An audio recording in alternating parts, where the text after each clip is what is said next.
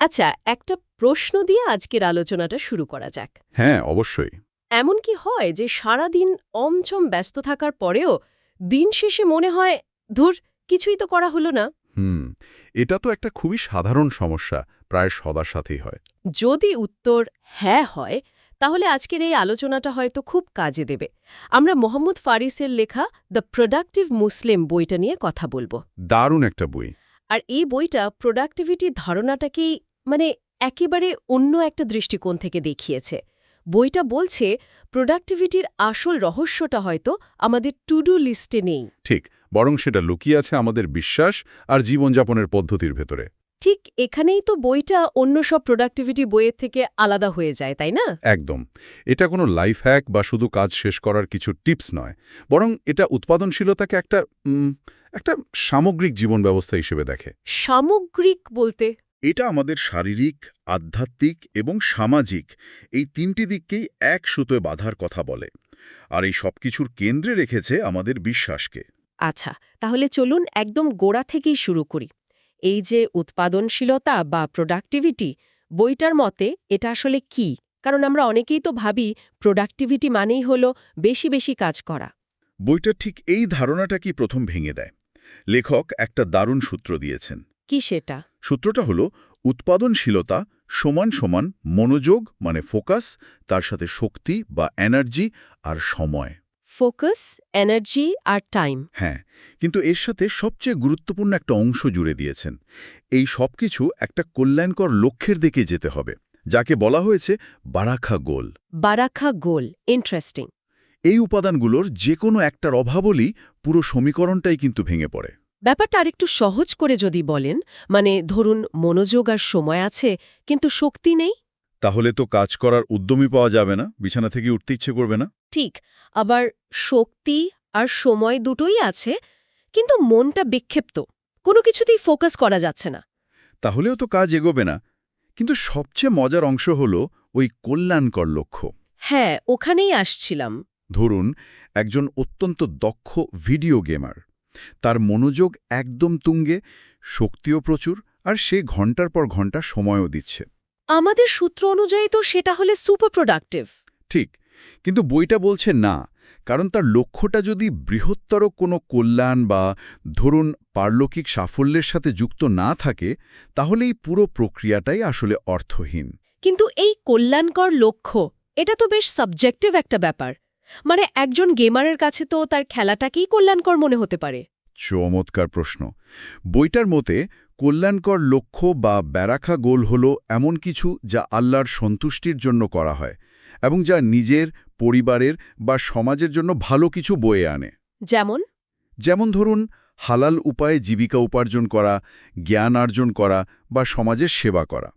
মূল পার্থক্যটা হল নিয়তে বা উদ্দেশ্যের মধ্যে। তার মানে ব্যস্ত থাকাটাই প্রোডাক্টিভিটি নয়। লেখক তো মজা করে একটা কথা বলেছেন। হ্যাঁ, যে প্রোডাক্টিভ মানুষ বরং কম ব্যস্ত আর অনেক বেশি চাপমুক্ত থাকেন। ঠিক তাই, কারণ তারা জানেন কোন কাজটা জরুরি আর কোনটা বাদ দিলেও চলে। আরেকটা বড় ভুল ধারণা হল প্রোডাক্টিভিটি একটা আকস্মিক ব্যাপার, যেন একদিন সকালে ঘুম থেকে উঠে আপনি হঠাৎ প্রোডাক্টিভ হয়ে যাবেন। হাহা, তা তো নয়। আসলে তা নয়, এটা একটা প্রক্রিয়া আর কি। প্রতিদিনের ছোট ছোট সঠিক সিদ্ধান্তের মাধ্যমে এটা ধীরে ধীরে একটা অভ্যাসে পরিণত হয়। এটা একটা ম্যারাথন, কোনো স্প্রিন্ট রেস নয়। এই যে প্রচলিত প্রোডাক্টিভিটি ধারণার বাইরে যাওয়ার কথা বলা হলো, এখানেই কি আধ্যাত্মিকতার বিষয়টা আসছে? কারণ আধুনিক প্রোডাক্টিভিটি গুরুরা তো আমাদের মন আর শরীরের কথাই বলেন, আত্মার কথা তো তেমন কেউ বলেন না। আপনি একদম মূল জায়গাটা ধরেছেন। বইটা বলছে আধুনিক প্রোডাক্টিভিটি তত্ত্বগুলোর সবচেয়ে বড় দুর্বলতা হল এরা মানুষের রূহ বা আত্মাকে উপেক্ষা করে। হুম। অথচ ইসলামে এটাই হলো মূল চালিকা শক্তি।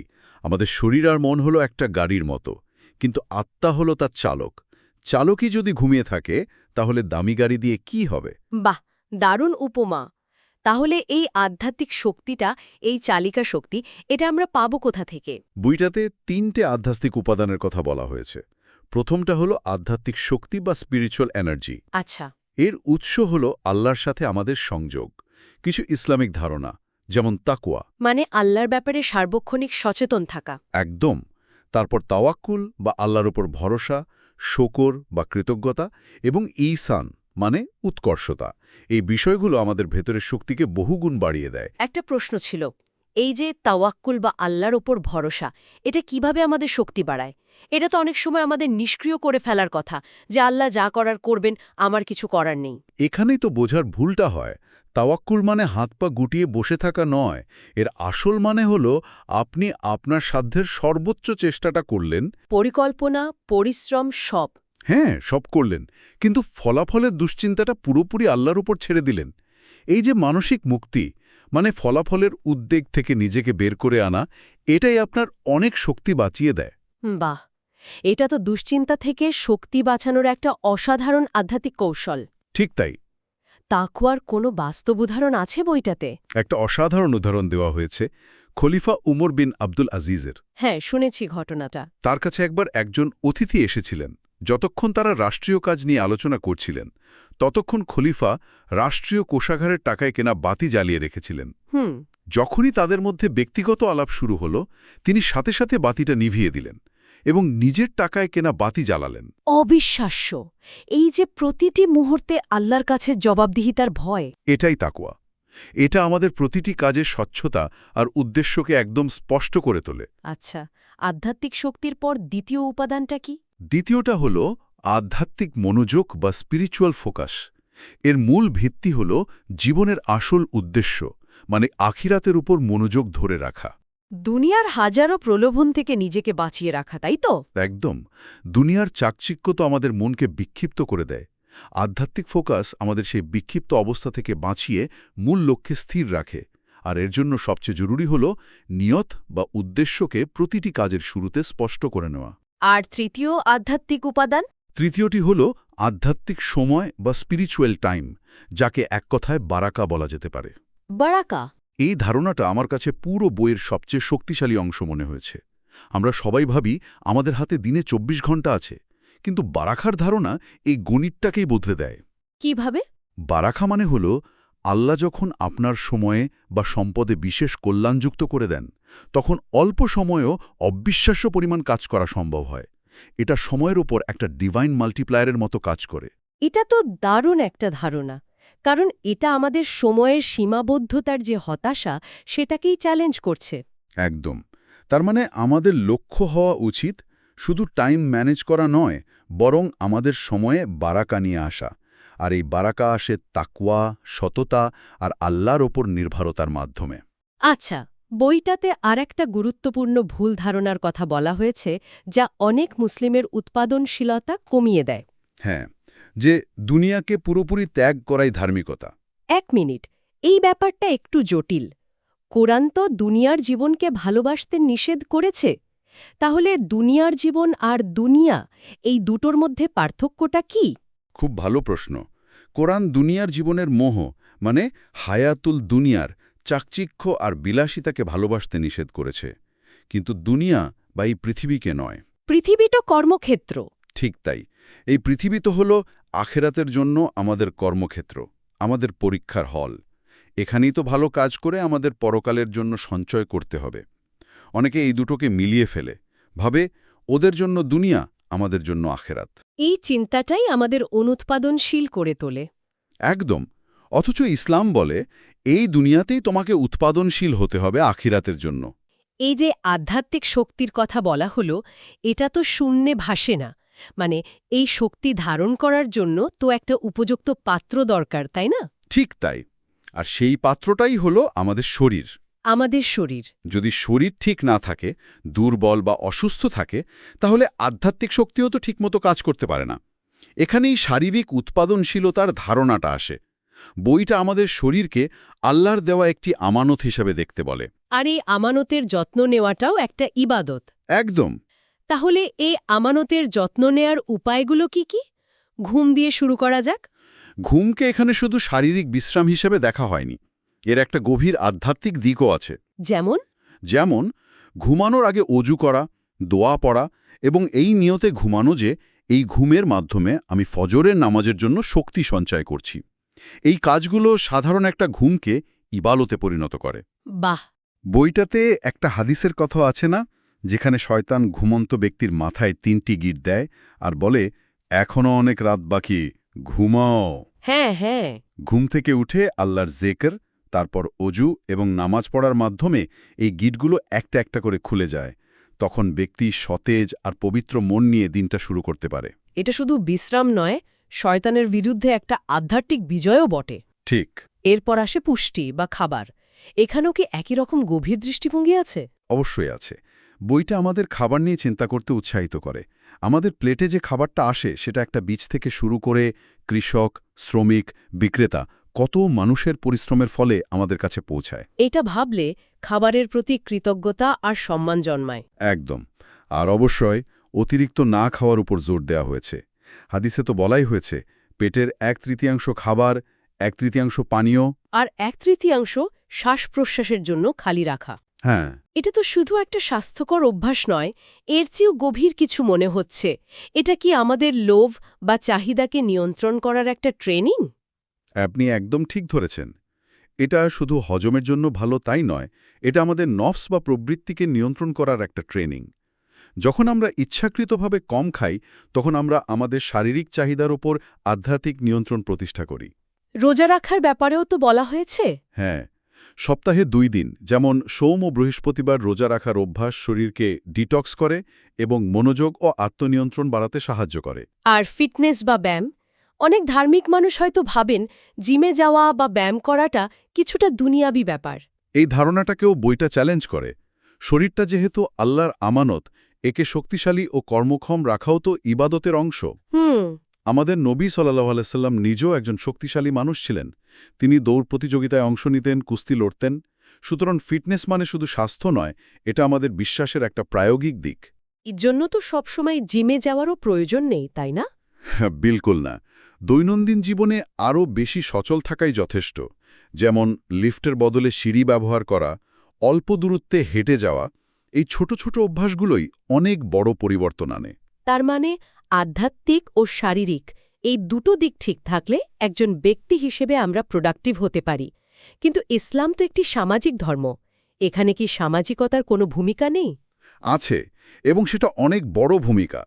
উৎপাদনশীলতার ধারণাটি এখানে ব্যক্তি থেকে সমাজে প্রসারিত হয়েছে। সামাজিক উৎপাদনশীলতা। হ্যাঁ, মানে হলো নিজের সময়, জ্ঞান ও শক্তি দিয়ে অন্যদের এবং সমাজের সাহায্য করা। এটা প্রোডাক্টিভিটির সর্বোচ্চ স্তর। কিন্তু এটা তো অনেক বড় একটা ক্যানভাস। আমি একা মানুষ, পুরো সমাজের জন্য কিভাবে কাজ করব? এখানে বইটা স্টিফেন কোভির একটা চমৎকার মডেল ব্যবহার করেছে, প্রভাবের বৃত্ত আর উদ্বেগের বৃত্ত। Circle of influence and circle of concern. ঠিক। আমাদের উদ্বেগের বৃত্ত অনেক বড় হতে পারে, দেশের রাজনীতি, বিশ্ব অর্থনীতি, কিন্তু এগুলোর ওপর আমাদের সরাসরি প্রভাব খুব কম। অন্যদিকে আমাদের প্রভাবের বৃত্তটা ছোট, আমাদের পরিবার, বন্ধু, প্রতিবেশী, সহকর্মী। যেখানে আমরা সরাসরি পরিবর্তন আনতে পারি। এক্স্যাক্টলি। বইটা বলছে আমাদের শক্তি ও মনোযোগ সেই প্রভাবের বৃত্তেই দেওয়া উচিত। যখন আমরা আমাদের প্রভাবের বৃত্তে সফলভাবে কাজ করব, তখন এই বৃত্তটা ধীরে ধীরে বড় হতে থাকবে। এটা তো স্টিফেন কোভির ধারণার একটা দারুণ ইসলামিক প্রয়োগ। মানে বিশ্বকে বদলানোর আগে নিজের ঘর থেকে শুরু করতে হবে। ঠিক তাই। ইসলাম তো এই বিষয়গুলোর উপর বরাবরই জোর দিয়েছে, যেমন জামায়াতে নামাজ আদায় করা, যা মুসলিমদের দিনে 5 বার একত্রিত করে। প্রতিবেশীর খোঁজ খবর রাখা, আত্মীয়তার সম্পর্ক বজায় রাখা, অসুস্থ ব্যক্তিকে দেখতে যাওয়া, এই সবই তো সামাজিক বন্ধনকে শক্তিশালী করার ইসলামিক নির্দেশনা। এগুলো শুধু ভালো কাজ নয়, এগুলো আমাদের সামাজিক উৎপাদনশীলতার ভিত্তি। কিন্তু আমাদের তো জীবনে অনেকগুলো ভূমিকা পালন করতে হয়। সন্তান, পিতা বা মাতা, স্বামী বা স্ত্রী, বন্ধু, কর্মী, সব দিকে সমানভাবে প্রোডাক্টিভ হওয়া কি সম্ভব? এই ভারসাম্যটা রক্ষা করাই তো সবচেয়ে বড় চ্যালেঞ্জ। আর এর জন্য বইটা একটা সুন্দর কাঠামো দিয়েছে, যার নাম মিনিমাম পারফরমেন্স লেভেল বা এমপিএল। এমপিএল? হ্যাঁ, ভাবুন একজন বাবার কথা। তার অফিসের একটা গুরুত্বপূর্ণ ডেডলাইন আছে, কিন্তু তার বাচ্চার সাথে দিনে অন্তত 15 মিনিট কোয়ালিটি টাইম কাটানোর এমপিএলটাও তাকে পূরণ করতে হবে। আচ্ছা, মানে প্রত্যেকটা ভূমিকার জন্য একটা ন্যূনতম মান ঠিক করে নেওয়া। ঠিক। এই কাঠামোটা আমাদের জীবনের কোনো একটি দিককে অবহেলা করে শুধু অন্যদিকে সফল হওয়ার প্রবণতা থেকে বাঁচায়। তার মানে পুরো আলোচনাটা যদি এক জায়গায় আনি তাহলে ব্যাপারটা এমন দাঁড়াচ্ছে যে ইসলামের দৃষ্টিতে উৎপাদনশীলতা কেবল ব্যক্তিগত সাফল্য বা আরও বেশি অর্থ উপার্জন নয়। না, একদমই নয়। এটা একটি পরিপূর্ণ জীবন ব্যবস্থা যেখানে আমাদের প্রতিটি কাজ, ঘুম, খাওয়া, ব্যায়াম, অফিস, এবাদত, সামাজিকতা সব কিছুই একটা বড় উদ্দেশ্যের সাথে যুক্ত। আর সেই উদ্দেশ্যটা হলো আল্লাহর সন্তুষ্টি অর্জন। এটি কেবল দুনিয়াবী সাফল্যের কথা বলে না, বরং আখেরাতকে কেন্দ্র করে দুনিয়ার জীবনকে সাজানোর একটা পরিপূর্ণ নকশা দেয়। আচ্ছা, আজকের এই গভীর আলোচনার শেষে শ্রোতাদের জন্য ভাবনার কি খোরাক রেখে যেতে চান? বইতে একটা প্রশ্ন তোলা হয়েছে যা আমাদের সবাইকে, মানে আমাকেও, ভাবাতে বাধ্য করে। কি সেই প্রশ্ন? প্রশ্নটা হলো, আমাদের এমনভাবে জীবনযাপন করা উচিত যেন আমাদের উৎপাদনশীলতার প্রভাব মৃত্যুর পরেও জারি থাকে। ইসলামে একে সাদাকায়ে জারিয়া বা চলমান সদকা বলা হয়। যেমন এমন কোনো জ্ঞান রেখে যাওয়া যা মানুষের উপকারে আসে, এমন কোনো ভালো কাজ করা যার সুফল সমাজ পেতেই থাকে, অথবা এমন ধার্মিক সন্তান রেখে যাওয়া যে তার জন্য দোয়া করবে। আসল প্রশ্নটা হলো আমরা কি কেবল আজকের দিনে টু ডু লিস্ট মেলানোর জন্য দৌড়াচ্ছি, নাকি সেই ধরনের দীর্ঘস্থায়ী উৎপাদনশীলতার জন্য কোনো কাজ করছি যা আমাদের পরেও থেকে যাবে।